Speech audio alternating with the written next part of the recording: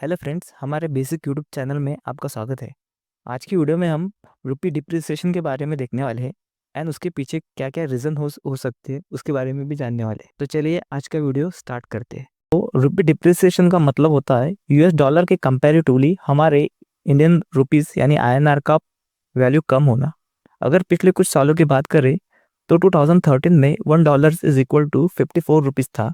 2016 में $1 is equal to 66 rupees था।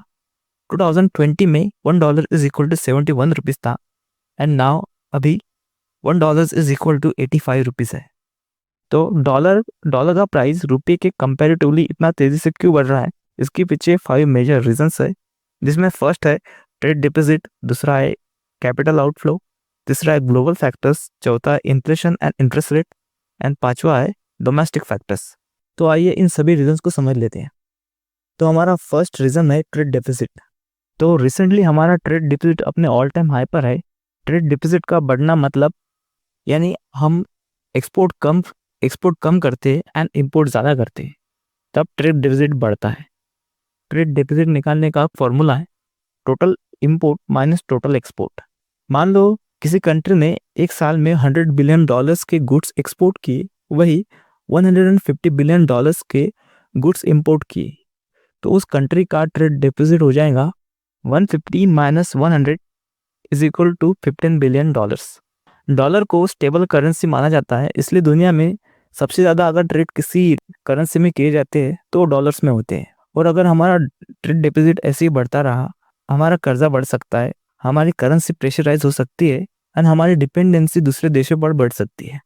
अब नेक्स्ट रीज़न देखते हैं, जो है capital outflow.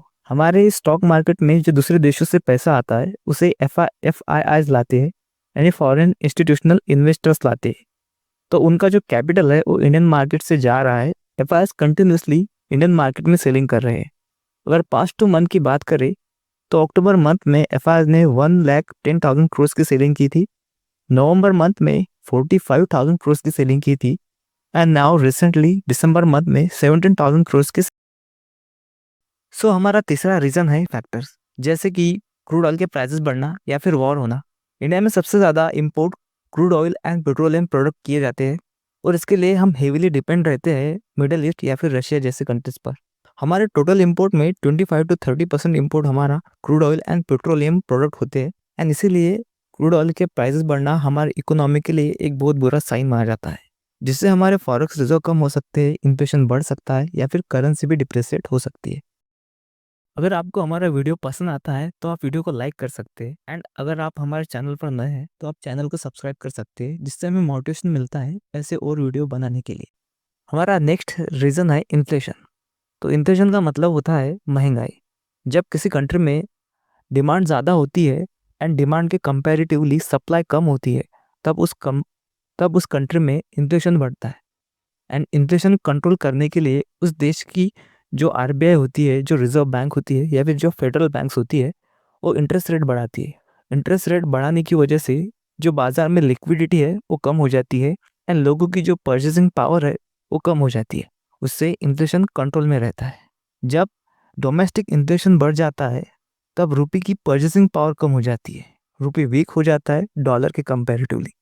So that also one of a reason for rupee depreciation.